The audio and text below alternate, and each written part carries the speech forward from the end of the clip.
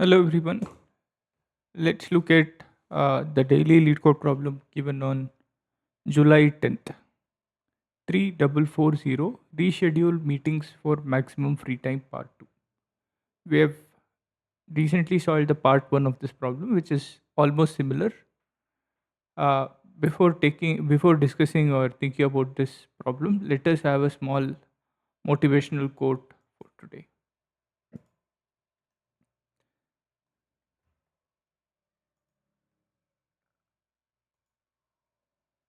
Setbacks are not the end; they are stepping stones to success. Every failure teaches you something new,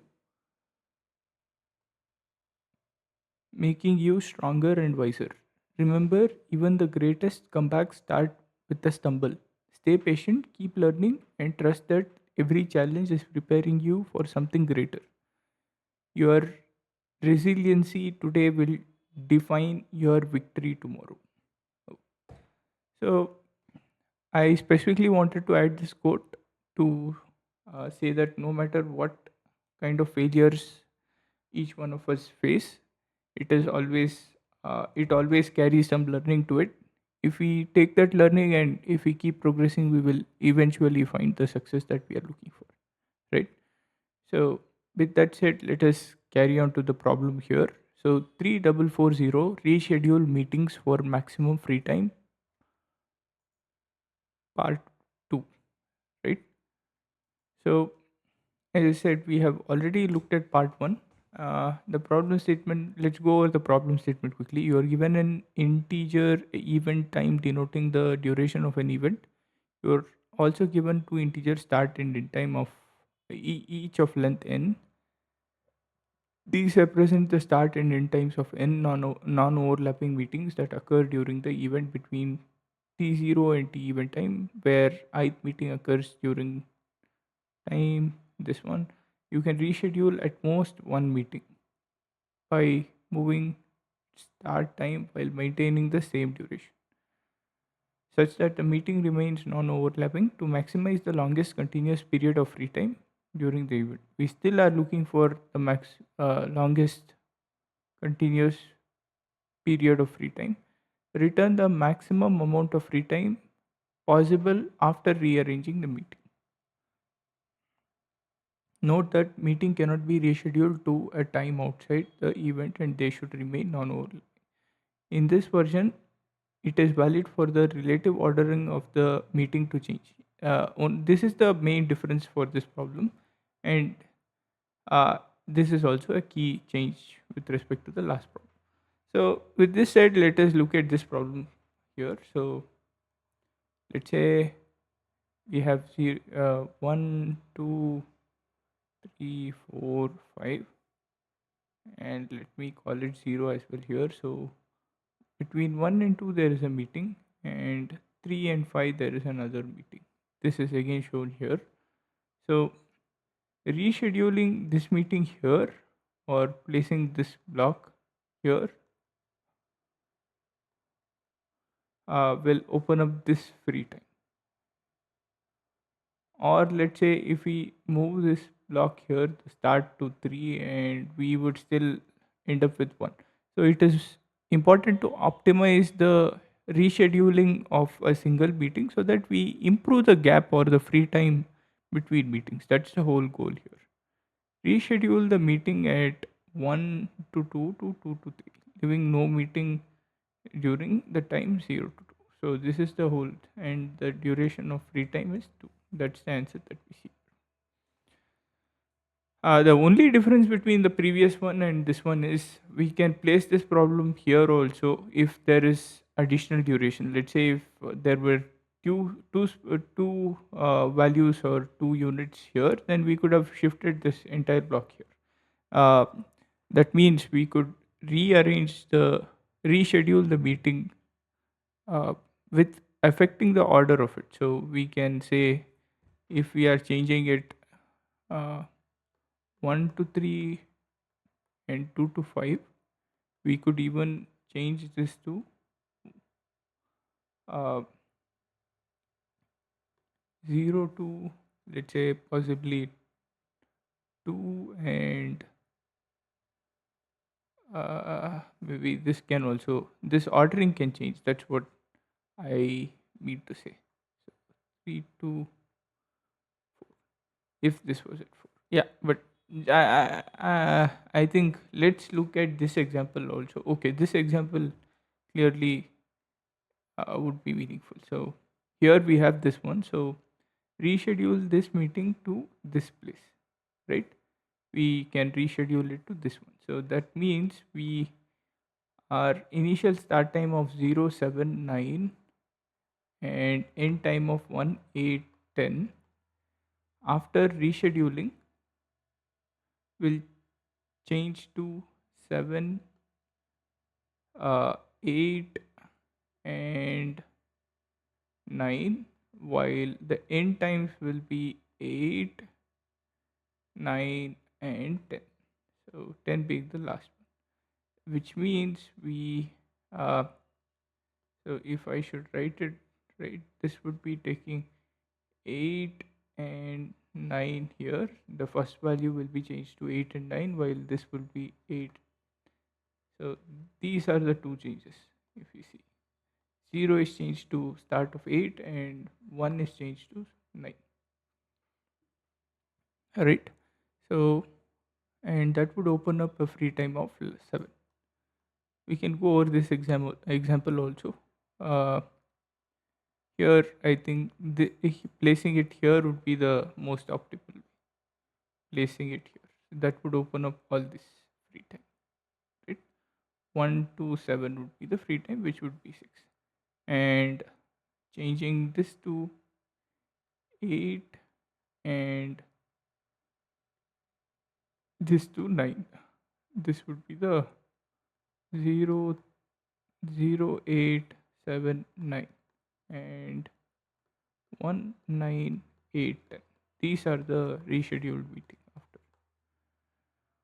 Okay, so I think we get the picture here of what this problem statement is expecting. So our thought process would be more or less similar to uh, the yesterday's problem, where we firstly compute all the possible, all the gaps of free time, and next is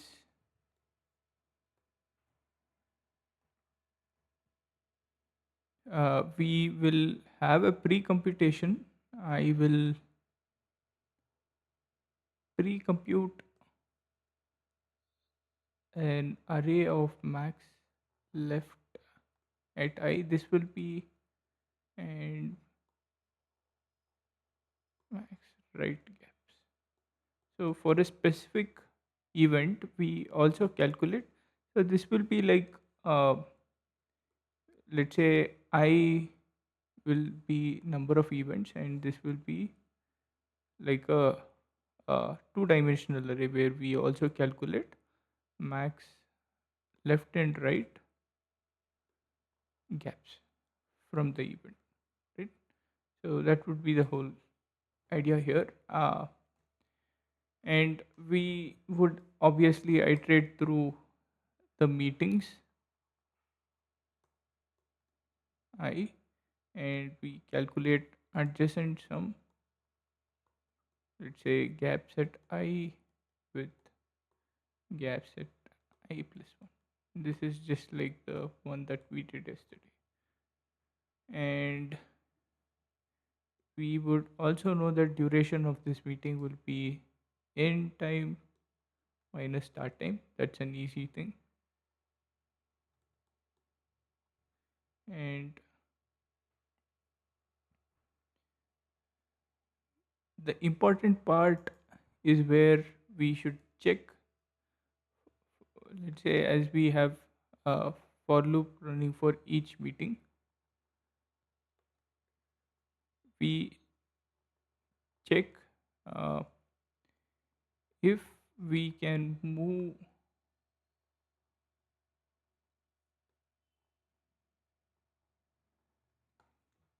meeting into a gap into a gap, either left or right, such that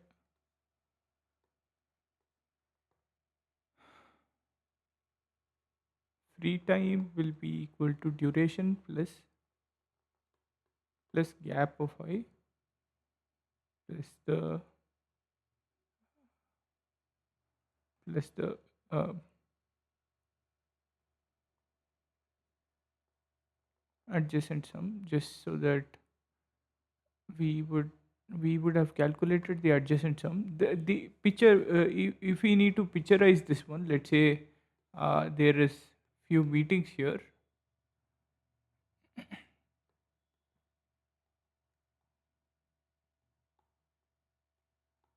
5 and 6, let's say there is two adjacent gaps here.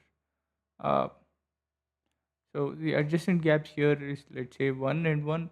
Let's say if we are able to reschedule this one, this will be after rescheduling, we firstly we check if rescheduling can be done for this specific meeting at I, and if the meeting is possible, then the rescheduled time or the new free time will be duration. That is the adjacent, that is gap of I and I plus 1. I think you get the idea here. So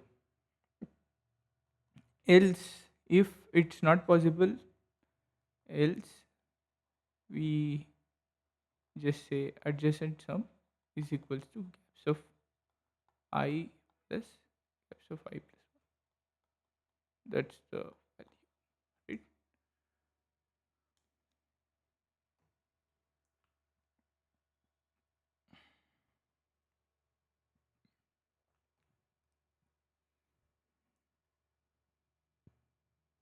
And after all these, we just can return the maximum free time.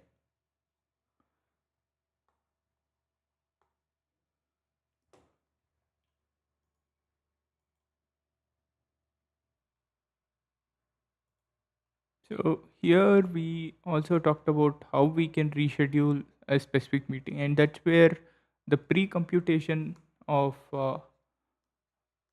pre-computation that we said in step 2, that we were discussing here, right? So this part really helps in having to reschedule a specific meeting, and the way that we do that is we calculate all the max left of a specific I and right of I, right? So these are all the distances, and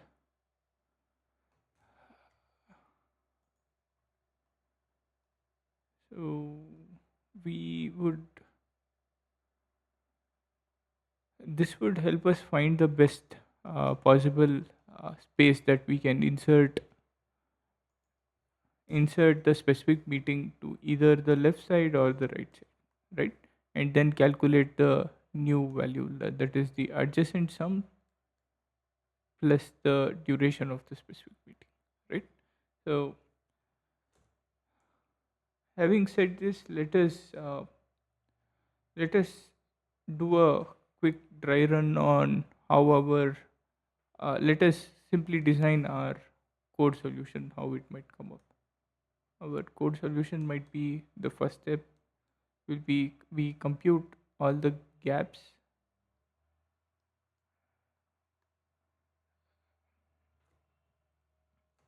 uh, with which we need to populate the starting gap, if any, start time to of first meeting minus 0. This is the uh, event start time, let's say, event start time. And Similarly, we are going to also calculate gaps between meeting through a for loop,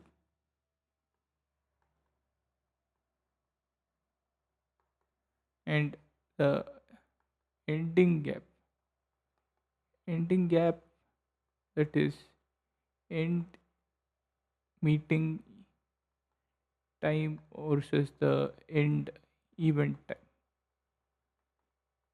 Okay, and the next part will be uh,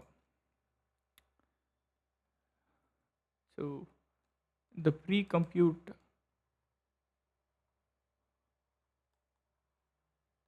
of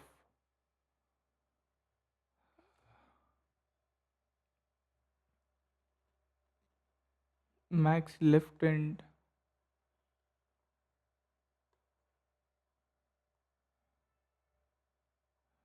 right. So we are going to pre-compute this, just like, let's say, we would be creating two arrays, one for left and one for right, and uh, we run a for loop with I starting from 1 to n. N will be meetings length,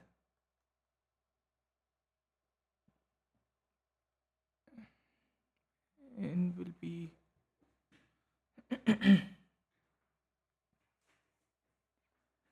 number of meetings, or the number of meetings, and then we calculate the max left of I with math.max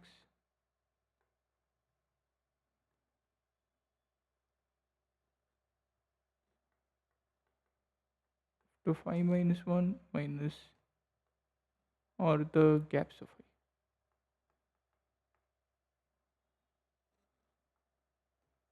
By this time we would have already calculated gaps of I. If there is a left value, then we consider the math of max, right? Similarly, we calculate for the right side part of the uh, value. And third thing is, we each meeting we run a for loop, and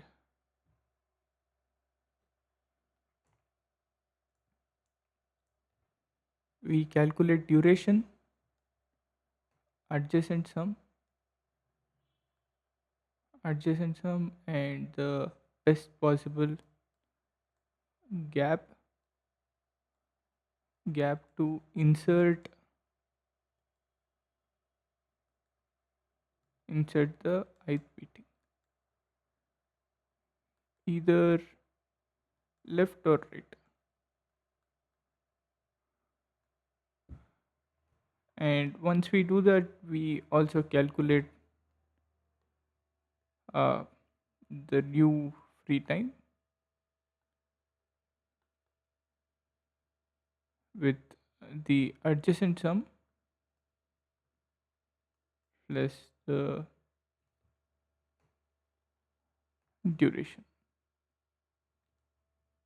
and we take either this new value or the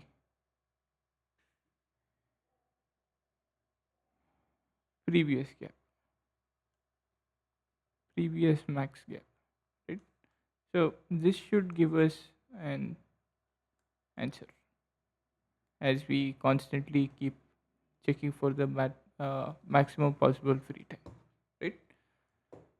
This being said, I think we have all the right things at least to start solving this problem. Let's go to the lead code editor and let's quickly apply some code solution there.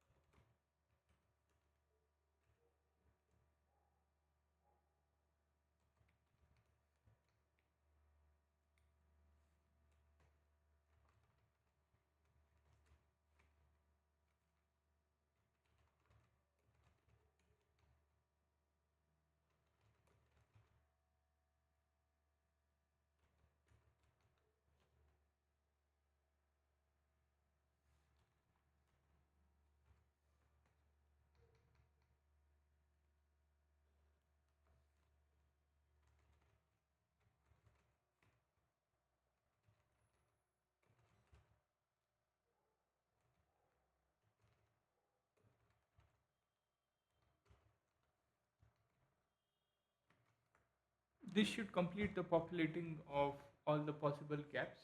And now we start with the pre-computation array. So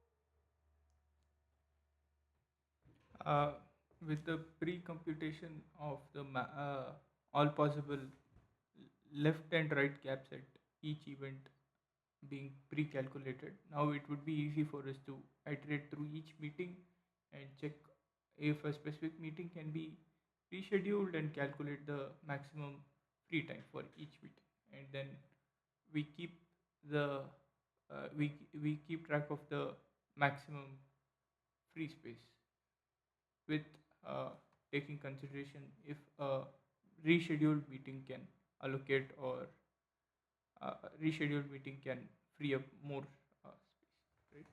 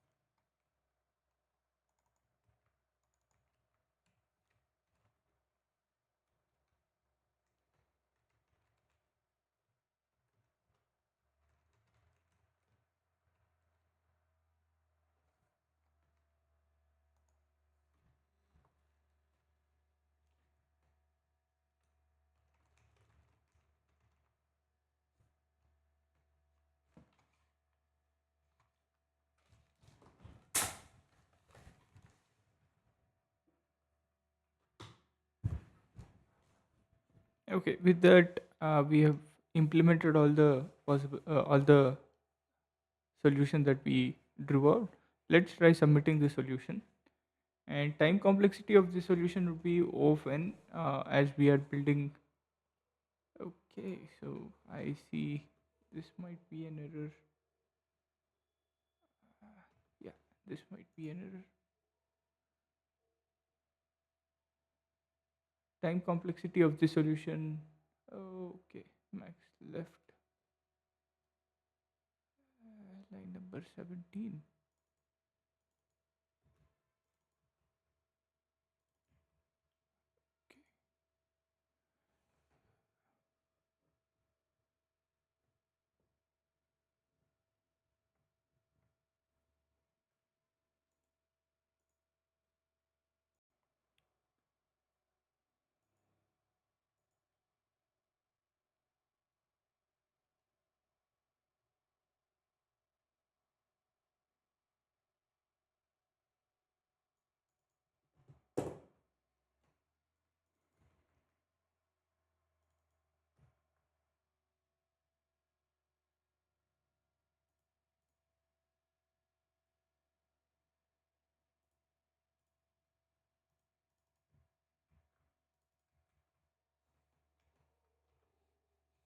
Okay, this might be a logical error. So let's retry submitting the solution.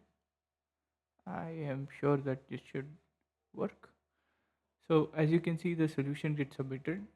The time and space complexity of the solution is O of n, as first thing is, at each place we are using n iterations with for loops. Maybe we are running it 3 or 4 times here, maybe to pre-compute 2 times, and one for creating the gaps array, and one for having to iterate through each meeting. Um, and space complexity would be of n, as well as we are creating two uh, separate arrays for pre-computation. Okay, so uh, that being said, just let me know if you find any practical use cases of this problem in the meeting in the comment section. Uh, I hope there is a good use case to this problem, and hope my thoughts or the solution that intuition with the way that we approach the solution was helpful.